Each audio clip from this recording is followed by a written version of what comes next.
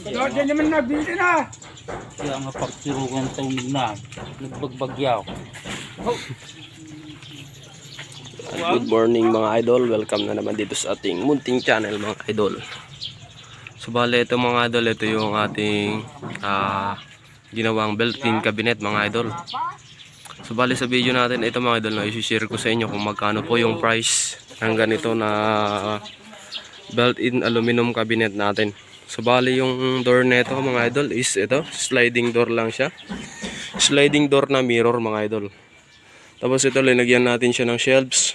Yan, isa, dalawa, tatlo. Then dito, sa kabila, yan, makikita natin, ito yung paglalagyan natin ng hanger. Yan mga idol, linagyan natin siya ng 1 by 1 mga idol, no? 1 by 1 yung binilagay natin, at hindi round tube para mas matibay. So bali yung mga gamit natin dito is 1/3 by 1/3 na aluminum. Then ito, cladding white. Puro cladding yung gamit natin mga idol, no? Para hindi siya kalawangin. So yan, nakakulangan kasi tayo dito sa ibaba, pero okay naman yung kanya.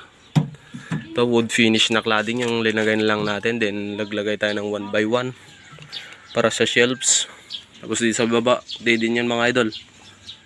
So, tapos ito, tapos yagis tistig. So bali yung frame natin is, ayan, gumamit tayo ng 1/3 by 3. So pala puro cladding lahat yan mga idol. Puro cladding yung gamit natin, pati doon sa taas. Ayan dito.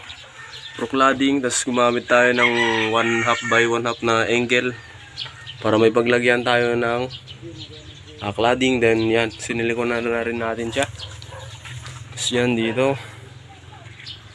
So bali yung sukat niyan mga idol is nasa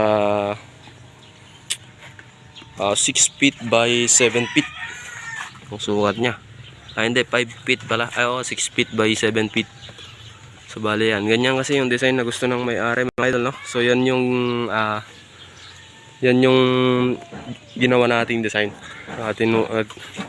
ginaya natin. So yan yung nasa likod sa ano niya, ilalim. So yan, bali de-deliver na natin siya ngayon. So bali yung one niya, yung door niya is ito. Ito yung door niya mga idol, meron siyang flash lock na may susihan. Yan, so bali yan yung flash lock niya.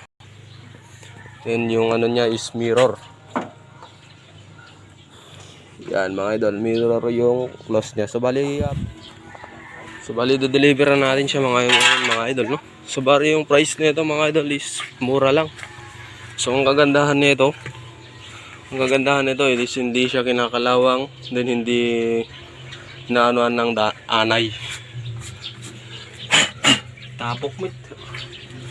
Hindi siya kakalawangin. So bali solid na aluminum talaga lahat yan mga idol. So bali itong cladding natin is aluminum din to mga idol, no? Aluminum cladding na may halong yung hindi nasusunog na plastic. So bali yung price natin sa ganito mga idol is nasa 25k po yung ano nito, 25k up. Depende po sa inyong lugar mga idol. Depende rin po kung magkano yung price ng ating materyales. So bali doon po natin siya kinukuha. So ayan mga idol, i-deliver na po natin siya ngayon.